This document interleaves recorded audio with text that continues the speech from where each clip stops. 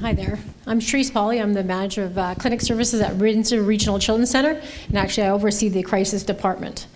Just following up and regarding, actually, I just want to go back to your last thing about common misconceptions about talking about it. And I think that, certainly I worked in frontline, and certainly letting them know that there's a lot of people that are feeling this way, that it's not uncommon, because sometimes they just feel like they're alone. And there's other people, and I even say, in the same school, I can say that we've seen people in your same school, and it's not uncommon, because that stigma of actually coming out and even seeking help, because they feel like they might be, ostracized and not, nobody wants to have anything to do with them if they come for counseling. So again, just letting know that there's other people that are suffering with the same type of things that they're feeling. When they're assessed at the hospital, what happens is, statistics, last year alone we did about 390 assessments in the ER. Of that, about 50% had either had suicidal thoughts or had attempted suicide. About 10% actually had attempted, so about 50 of the 390 actually had attempted. So usually about 50% that come into the ER have suicidal ideation or attempts. Of that, the vast majority that when they are expressing that, they are admitted to the Rotary Home, which is over at Maryville. In the past, it used to be they were admitted up onto the pediatric unit, but now I guess about it's been over about 10 years. They're actually admitted into the Rotary Home over at Maryville. Upon the discharge, though, we look at the adolescent protective factors. So one of the things that they first discuss is certainly, or even in the ER, what we discuss is trying to remove all access to different opportunities. So we always will talk about locking up sharps. We talk about locking up any medication. Sort of like, even putting it into a, what are those? Toolboxes and stuff like that. You don't have to get a safe, but a toolbox and lock it up. Anything with knives, with medication. Belts, ropes, fishing lines, anything that could be utilized for hanging. Certainly we again try to encourage that if there's anything in the home that is all locked up. Just removing any access to any means of doing that, and also supervising the youth. Another one is when we talk to youth, a lot of times reluctance to experience consequences for self. So sometimes a lot of them with fear of death. It could be regarding, a lot of times I know that if they were expressing something to do, my religion would say this. Certainly as a counselor, I would be, going along and saying yes to, certainly that is a protective factor if you're involved in a religion, and sort of supporting that youth. I mean, to me, that's a protective factor that you're able to, not that, again, that's their belief, and so utilizing that. Fear of lethal methods, a lot of times they're fearing that maybe it will not be successful, and so what will happen if it's not completed, will I be come out maimed or injured, so that a lot of times they won't do it because it'd be painful as well. The third thing is attachment and commitments. We really try to get with the youth, our teenagers are feeling very judged. And so having a supportive environment and being able to listen to them and to hear their story, and having somebody involved that's very caring and concerned for others. So again, that's where I go back to the church. I love that there's youth groups with churches. A lot of the churches have that. And so being connected with somebody out in the community, whether it's through church. I know that with regards to an assessment that I did, looking after pets, certainly on one occasion when I did a assessment in the ER, this one youth had climbed up a tree, had the dog chain, and was prepared to kill himself. And the dog came out and started barking at him. And he, at that point, realized that, he was didn't want to miss the dog, and he sort of felt really compelled that, now I need to talk to somebody. And so he was able to come down and really talk about, what was going on in his life. And this was his first, we had never seen him before. And so it was certainly, having an animal is certainly a protective factor. In fact, in counseling, if I knew the pet wasn't doing well, I wouldn't be doing well, because I'd be like checking in, okay, how's the dog doing? Because certainly, because sometimes that's their only attachment, because if they don't have friends, because of bullying or whatever else, that could be their only person that they're connected to, besides parents. But I mean, certainly that's their sort of confidant, sorry.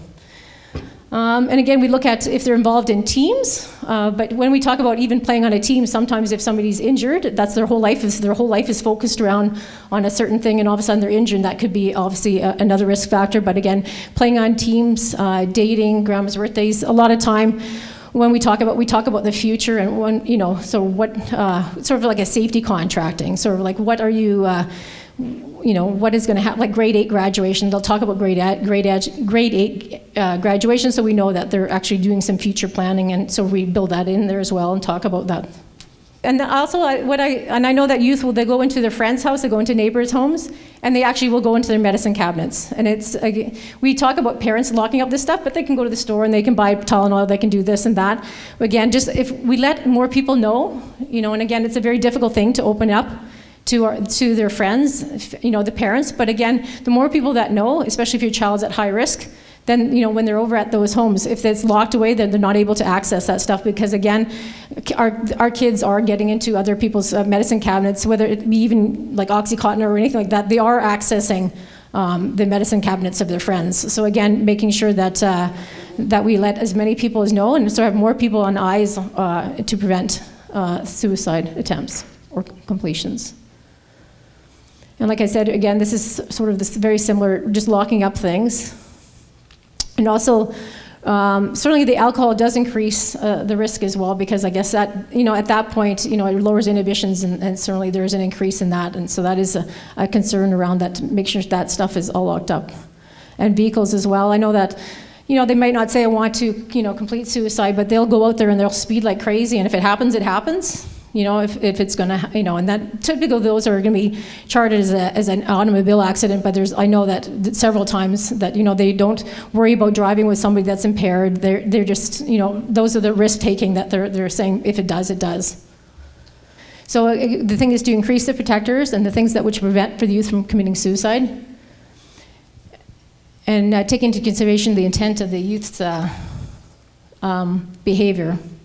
And a lot of times, like you said, that sometimes it's only once, but a lot of times the youth will be talking to their friends about it, and it's very important. I know that if we have a youth that's at our center that is saying, I have a friend that is contemplating it, we will get that name of that friend and we will call the parent.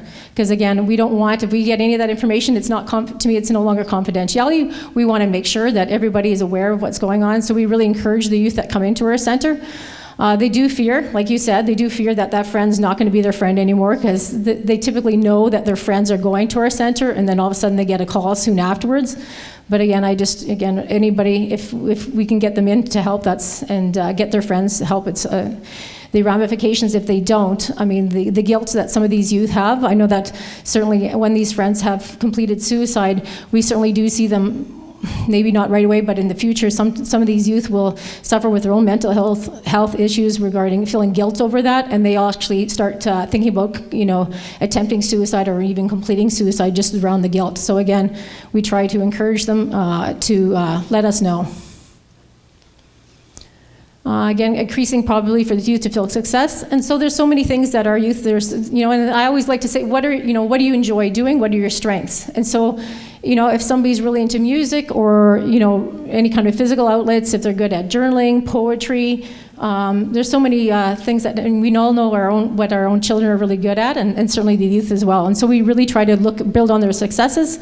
If they're really good at building things, helping them build something, that their self-esteem and self-worth is improved.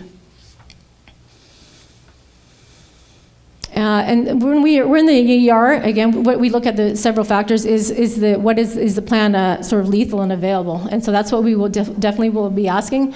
Sort of the who, when, why, where, that type of thing. So we will certainly do have access, say, to a gun or to a rope or whatever their plan is. When are you planning it? And have you ever attempted? So those are the typical questions we ask. And are you concerned about keeping the youth safe by restricting access to planned methods of suicide? We always want to hear from the parent to see what their thoughts are. And has there been a distinct changes in the child's behavior? And sometimes, again, we look at, like I said, Sharon had said, there's been a change in sleeping and eating. A lot of times they're not able to sleep, or they're sleeping too much, or they're eating, or they're not eating at all. There's a combination of that. Impulse control is something that is quite, if somebody has been diagnosed with ADHD, they've gotten into an argument with a parent or a peer. I mean, they're at higher risk as well because they're a bit more impulsive. When we go back to teenage years also, I mean, the big thing is with regards to breakups. I mean, if we reflect back to because we all, well, most of us had a breakup at some point, and I know that sometimes parents will say, well, there's other fish in the sea, but if we reflect back to our first loss, it was so dramatic, it was like heartbreaking, and so just realizing that that's their first time, and they don't have the skills, that we have had as adults, because after a few more breakups, we build the skills, right? And they don't have that, and that's, it's anyways. Okay, and as there are distinct and rapid changes in the use of parent psychological functioning, so again, sometimes, everything's so fine, and all of a sudden the child is suffering with more anxiety, and I can say that usually the anxiety is a high, we do have probably about, in our walk-in clinic, there's about 25% of youth that come in that are highly, that present with anxiety. So that's a large one. And again, that's something that I will let youth, you're not alone. There's a lot of other people suffering that. And I certainly think that I'm not sure whether it's the media that has, the social media. I think that they're so involved in so many different things, and there's so many more pressures nowadays. I'm not sure what's going on. It just seems to have skyrocketed over the years that we're seeing. And mood and depression, or that, we have about 10% that actually come into our walk-in clinic that actually do present with suicidal ideation or have a specific plan. When we do the assessments, the workers that I have, they're all trained in these assessments, and if they come into our center, the walk-in clinic, we do have access to child psychiatry by phone, and so we do contact them, and then we actually will, after we gather all the information, we talk to the child psychiatrist, we give them information, and the child psychiatrist will recommend whether the child should be admitted to the hospital. And then at that point, we would refer them to the hospital or at that point. And if the youth is able to go on their own, they would go there without assistance of ambulance, but usually, most times that they are willing to go to the hospital. So that's where I lead probably into the emergency. With the Windsor Regional Hospital, at Met Hospital, we see youth under the age of 16. We do go over to Hotel Dieu, but maybe about 8 times. We will go to Hotel Dieu, but our majority of assessments are done at the Windsor Regional Hospital. We are looking at, and it's pretty exciting, we've started last December, we started doing, it's called OTN, it's Ontario Telemedicine Network, but it's like Skype or instant messaging. Probably more people are probably familiar with the Skype and instant messaging. So what we're doing as of December, we started doing these assessments through Chatham. In fact, I think we just finished 50 assessments since December. So we're doing those assessments of kids that present to Chatham, and we're actually doing the same assessments that we do at Met Hospital. With our workers are doing that, and so we're able to do that 24, basically.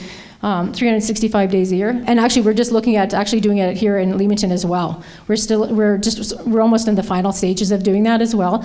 Again, with the youth that are presenting with suicidal ideation, that we're able to do the assessments out here, so there's no longer have to drive into Windsor. So we're almost there. We just have to finalize a few more things.